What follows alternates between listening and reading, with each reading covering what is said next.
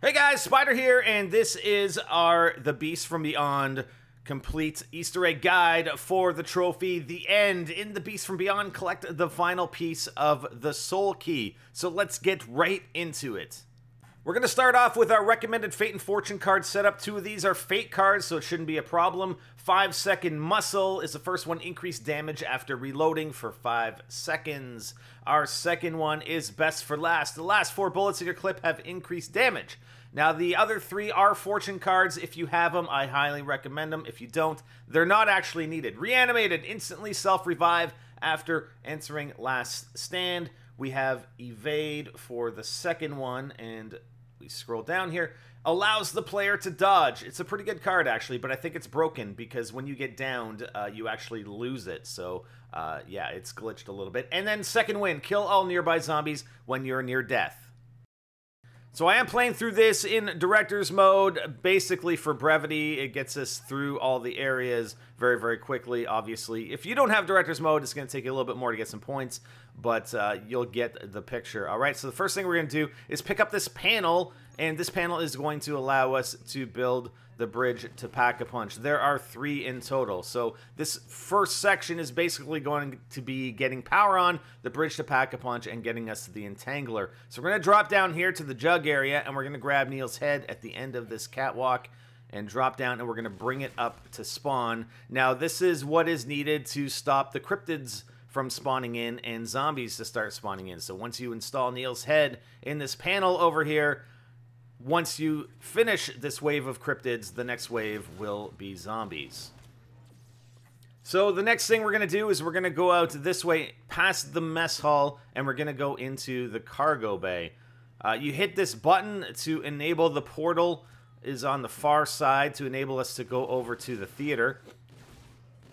Just going to try and take care of these cryptids. There you go. So once the cryptid wave ends, we do have zombies that will start spawning in. So the laser comes down and shoots that door open, allowing you to go through the portal and get over to the theater. We're going to open this door in the theater and go into the back area, and that's where we're going to find the second panel. So we're going to go back through the portal now, back into the cargo room, and the cargo room actually contains another panel piece right here, and that is panel piece number 3. So we have what we need in order to construct the bridge over to Pack-a-Punch. Now, another thing we're going to have to do is get skull number 1 for Ghosts and Skulls, and it appears in a panel at that spot that I looked at, or 2 other locations. So we wanted to check that spot before bringing the panels out to Pack-a-Punch. So there are 3 locations that the control panel can spawn in. Basically, you have to use an explosive to open it up and shoot the skull in order to get that first skull. The second skull is required in order for us to unlock the entangler. So we're going to go into Pack-a-Punch, and then we're going to immediately exit. And what this is going to do is spawn in a phantom, and the phantom is going to drop a disc, which is 1 of 4 that we need in order to unlock Neil. And I just activated my reanimated card. Now, if you think you might get down before going into the boss fight, then I wouldn't activate it just yet. But I know I'm not going to get down before going into the boss fight, and I know it's going to be active for the entire time. It lasts until you actually get revived once. So the second panel location is right here. It does happen to be at that location in my particular game. So we're going to throw a grenade at it. That's the first skull. And then we're going to drop down and show you where the third possible location is for that first skull. And it's right here when you drop down to get Neil's head. It could be on that wall directly above the entryway to go upstairs. So we're going to see the phantom here in a second that just spawned in. We're going to take care of him. But make note where you're shooting him and where he actually ends up going down, because he will drop a disc. It's a 5 1/4 inch floppy disk that we're going to need for Neil. Just make note of it. I mean, you can pick it up if you want, but right now we're going to get skull number 2 so that we can unlock the entangler. So basically, there are 4 X's in this room, 4 little red X's that appear in this room once we get skull number 1. And you're going to want to stand on one of those, and you have to defend it. If you get pushed off by a zombie, pushed off your X, you have to restart, and you have to go around in order to be able to do so. So there are actually four X locations. One back there where I'm pointing right now. Okay? one across, directly across. If we directly look at the skull, there's going to be a third X location, and then one up there on the catwalk. So there are actually 4 X locations in case you have a 4-player game, and you can do your defense on any one of the little red X's. We just happen to be doing this one because it's the one we're used to since we've been running it, whether we play 2-player or 3-player. So we're just going to continue defending it, and this thing's going to float into the air. And when it's done, the green skulls are going to appear in one of several locations. You kind of have to look around. They're basically jump spots. One is going to be directly off the container I'm on. There's another one right here. There could be another one on the catwalk directly across from me, and another one behind me. So there's the entangler.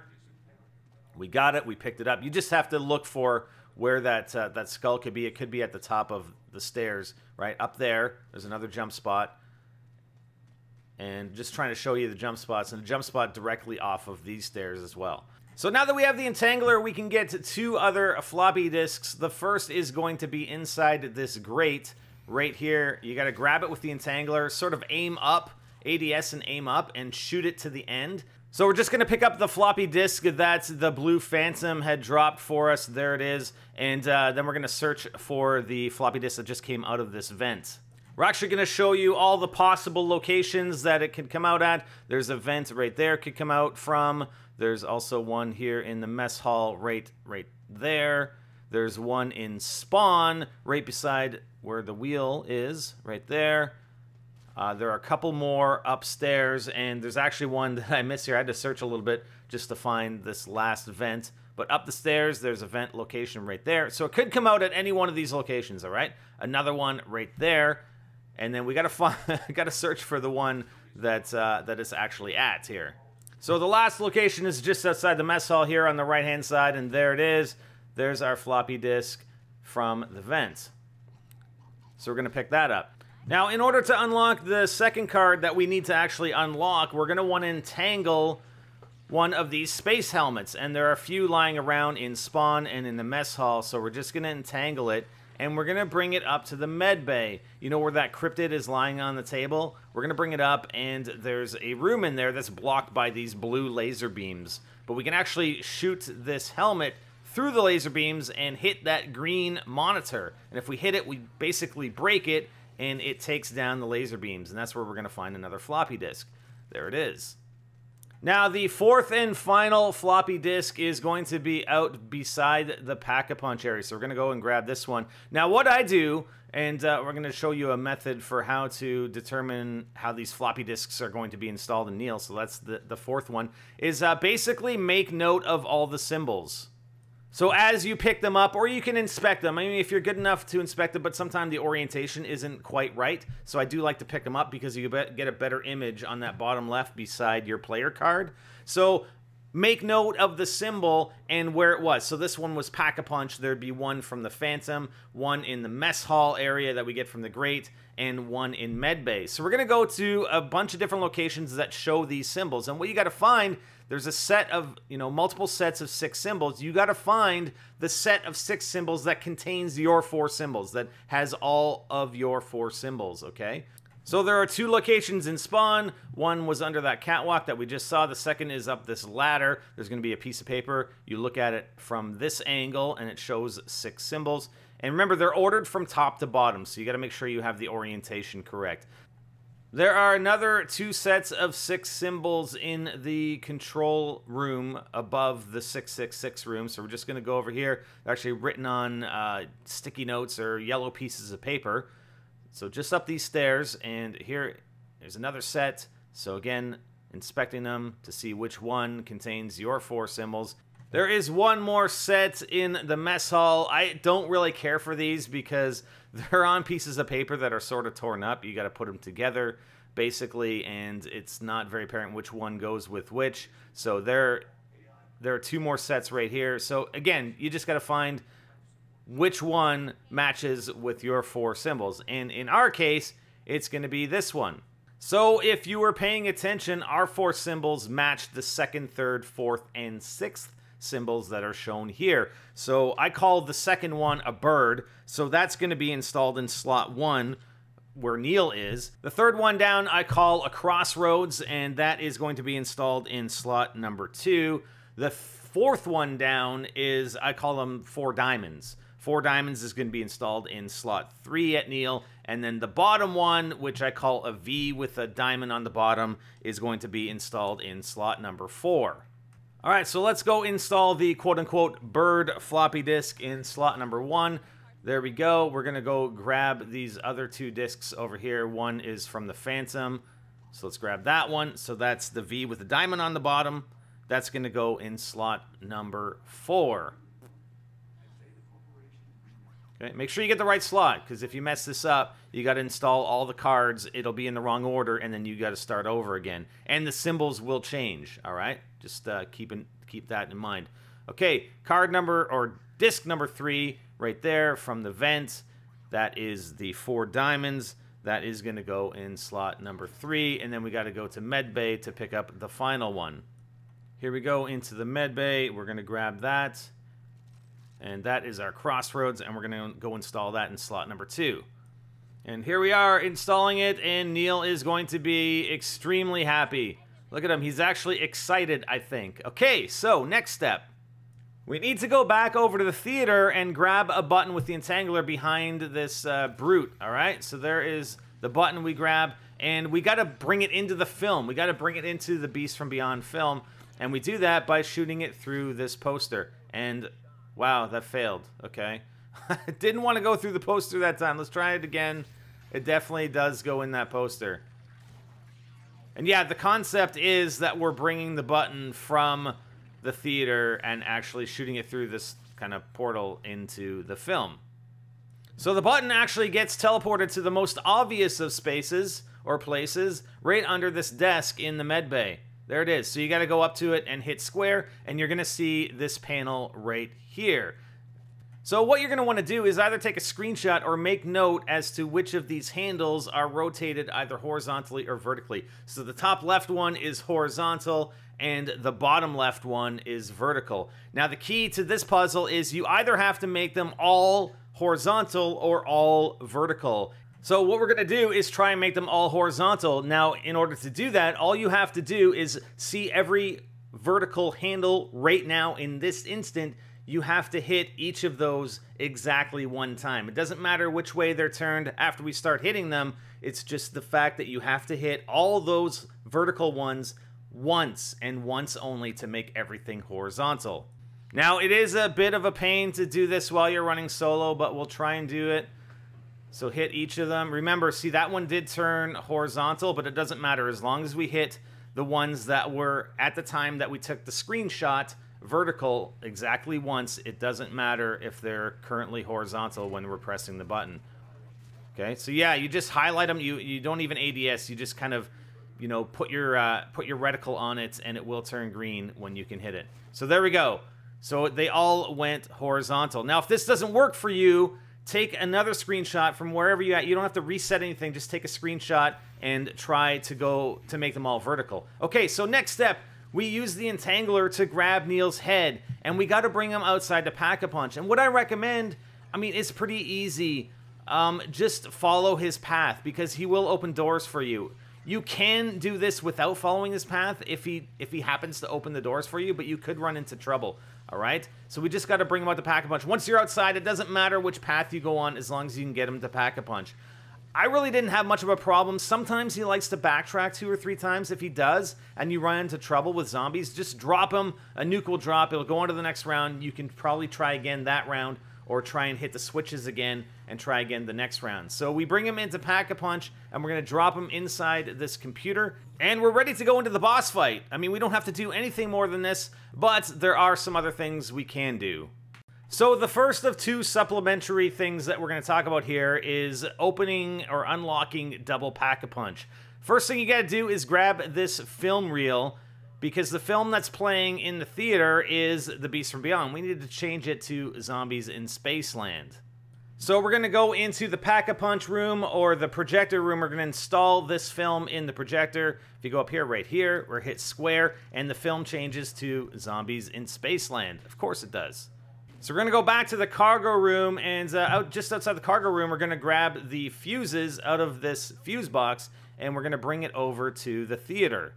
And yes, this is a bit out of order because I forgot to grab the fuse boxes the first time when I came through here, all right? So we're going to go through the portal, we're going to activate this trap, and we're going to get the entangler out, and we're going to fire it into that portal, and we're going to bring out, yes, the Brute mask. So we opened a portal into Zombies in Spaceland, we got the Brute mask that we can put on the Brute cardboard cutout.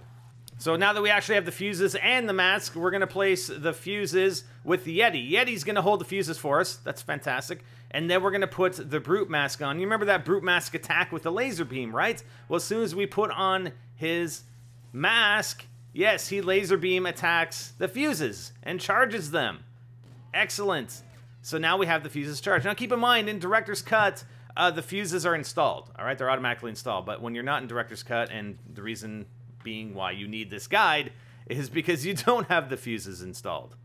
So we're going to run back over to Pack-a-Punch, the projector room, and we're going to install the fuses so that you can double pack your guns. Excellent. Now, the other supplementary thing you want to do is get all the perks and use our guide for the Cracking Skulls trophy, which is unlocking the Ghosts and Skulls machine, or Skullbreaker in this case. Play Skullbreaker and get all your perks. I mean, I threw Double Pack Punch in there because it was pretty simple. This Cracking Skulls is fairly complex, so it's its own video. Link is in the description if you want to check that out. Get all the perks before you go into the boss fight. Okay, so we're in the boss fight. Now, knowing we're going in beforehand, we activated a couple of our Fate and Fortune cards, the 5-second muscle, the best for last. We've got reanimated as well, and once we get our meter up, we'll throw on evade. The only thing you need are the double Pack-a-Punch Kendalls. That's all you need. You don't need a secondary weapon at all, and this, you know, this playthrough of this boss fight, I mean, other than getting hit by, I think, this one rhino and going red, I mean, it was pretty smooth. I didn't get downed a single time, so you can get through it very, very easily with only the double Pack-a-Punch Kendalls. So we're going to take care of these rhinos, and keep in mind, with the 5-second muscle, you know, after you reload, you have a damage boost for 5 seconds. So the 4 rhinos are taken care of. We're going to go and get more ammo, and then we're going to stay inside this open area right here, or sort of this middle area. We're going to have some portals spawn out there, so we just activated our evade card. We got some portals. Only regular scouts are going to come out of these portals, so you should be able to take care of them pretty easily just by staying in this middle area. They all come, you know, either through that one container or over top. Shouldn't be a problem. And I'm going to run through the entire boss fight here. I mean, I was thinking about cutting it down, but this is the entire boss fight because I want you guys to see it. This was like my best run ever at the boss fight, and it's so easy now that you sort of know what to do. The only time I actually run into trouble, or a little bit of trouble, is at the end when you have the mammoths, basically the blue rhinos. And that's really the only time it ever became an issue or I ever had a problem with it, all right? Again, you don't need anything other than the double pack Kendalls. They're absolutely beast. Okay, so it looks like that phase is over. We're going to go and get some ammo. We're going to actually go over to this side because on the opposite side, you're going to have the portal spawn in. Now you have phantoms that also spawn in with the scouts. So we're just going to stay here. Most of them will come through this one container. Some of them will jump over. There's another container that's open to my left, and some of them will jump over on the right-hand side. But I think this is the best area just to run at. If you get pushed back, you get pushed back. I just sort of go over into this corner. As I mentioned earlier, the only issue with the evade card is it's kind of broken. If you get downed, you will lose that effect. You'll lose your evade card. It's not supposed to be like that. It's actually supposed to last, I think, a single wave. So it's kind of broken. I don't know. It's still effective. I mean, if you can stay alive, it's still effective. So this is the route I run. I don't need to kill anything from here until we get to the mammoth stage, all right? The only time I would actually kill something is if it spawned directly in front of me or, you know, I was in trouble, right? And this is the best route. I think this is the best route to take simply because it gives you options. I mean, you can go up this catwalk and go to the left and go upwards, but the problem is you go down sort of an area which is very, very narrow, and you can't see it ahead of time. So right here, when I'm going up and I'm dodging sort of into the middle area, I have two options that I could take. I could actually go through this container that I did, or there's another container that's directly in front of me. So once these panels are lit up, you want to go and hit square on them very, very quickly. So always start from the one that I started from. Don't start with these two, because it's going to take you too long to get to the third one. Always start with the one that's right there, and then hit the next one, which is up here on my left, and then the third one, which is going to be at the end here. So we hit it perfectly, and it goes on to the next phase. The next phase, you're going to have a terminal inside that middle area that is going to activate. It takes a few seconds before it does become active, and then it counts down from 99. So you have 99 seconds that you have to survive. You're going to get a couple rhinos spawn in.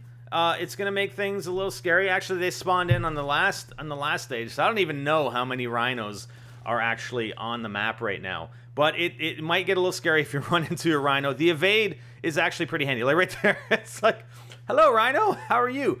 But the route stays the same. You don't have to kill a damn thing. All you got to do is run out the timer. And it doesn't even matter, like once the timer runs out from the 99, there's that panel in the middle, and you're going to see us hit it at the end. There's a panel in the middle. You actually have to go and activate it and press square on it to confirm the countdown is done. And that clears everything. I mean, everything gets cleared. So all the cryptids die, and then you're on to the mammoth stage. So again, you don't have to do anything. You don't have to kill a thing. It's hilarious. And they all just get, they're dead at the end of the stage. So keep a mental note. I mean, you can kind of see the timer right there. See it? It had that red indicator on it. It is very hard to see, but again, just keep a timer on your computer or look at your watch or whatever, and just make sure you're running that 100 seconds or so, or 110 or 115. It doesn't matter. You just keep running. Nothing's going to happen. It's just going to stay at 0 and stay active, so you can activate it.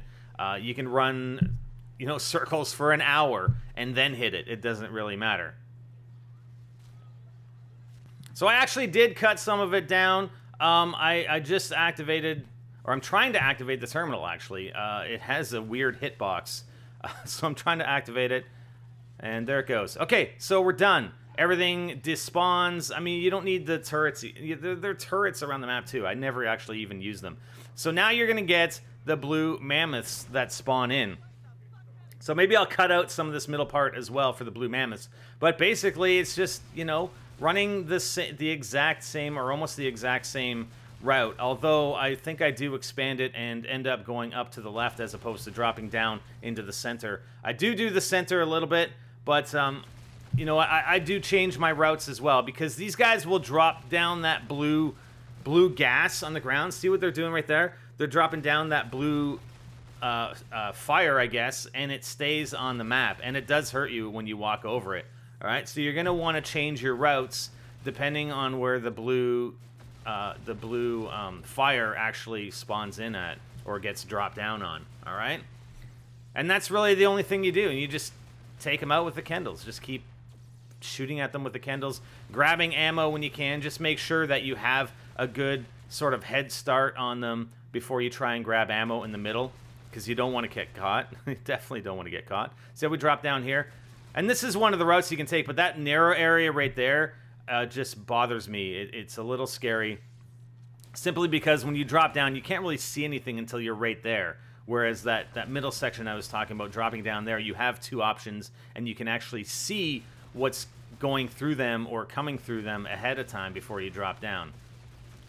You will get random cryptids spawning in. The teleporters or the portals will be active. You'll get some just regular cryptids. I don't think we actually saw any phantoms. And just throwing a little spice into the boss fight. And that's it. That's all we do. We just keep running circles. So I did skip a fair bit of it. I think I only ever got red screened once. And I still got my evade. I still got my reanimated. So we haven't been downed at all. We're down to one mammoth here. So I think we're going to finish them off. I actually think I bring them up here. This is the first time I've actually... Oh, no. I think next time around, I'm just going to show it. And you can see, like, all the blue fire. So I do use the evade to get through it. But, you know, like I said, you don't need you don't actually need fortune cards. You can just get away with this with the 2 fate cards that I mentioned straight at the top of the video. And you still can be able to do this fairly easily. So we're going to go up here. And, yeah, I think this is the first time I've actually been up in this area. I tried to get up here. I'm surprised I didn't get down, man. I had a problem jumping up there. And I do take him down up here. There's a bit of a delay. I think he went down right there when I dropped down, but I managed to grab some ammo before the cutscene kicked in. And sorry guys, I almost forgot one final thing. It's not part of getting the trophy, but it's unlocking the director's cut. See, there's where we got the trophy, and you have to go back into Pack-a-Punch in order to activate the soul box. Right? See, right here, you got to hit square on that. Watch, and then this thing opens up. Oh, yeah. Release the souls! Release the souls! And, oh, look at that. It's the golden movie reels, and the golden movie reels get put on to the projector. So that unlocks your director's cut. Don't forget to do that once you're done beating the boss for the first time. That's the way you unlock director's cut. If you don't do that, you have to do the boss fight again to redo this, and I believe, and you'll have to do it again. And unlock the director's cut. All right, guys? And that's it, guys. That's your guide to the end. It's the end. All right? In the Beast from Beyond, collect the final piece of the soul key and your Easter egg compilation. You know what? It's once you've done it a few times, especially that boss fight, it's easy. It's easy. And just follow this guide. The boss fight, it was actually very, very simple. If you're running more than one player, I suggest a couple people. You know, one person running circles while the other players are up on that top catwalk that we just ended that last mammoth on, and they just defend themselves while you run circles and run the timer down. Also, for the 3 computer terminals with more than one player, the timer, I think, is you have less time to hit all 3. So I think if you have one of your other players drop down and hit that 3rd panel, so you hit the first one and the second one, and one of the players, because it's right there from that catwalk spot, they drop down, you know, right after you hit the first one, say, hey, drop down, hit that 3rd one, and then you hit the 2nd one, and you're done. So that's it for now, guys. I hope it helps. The end. We'll have more for you later. I'm Spider, and I'm out.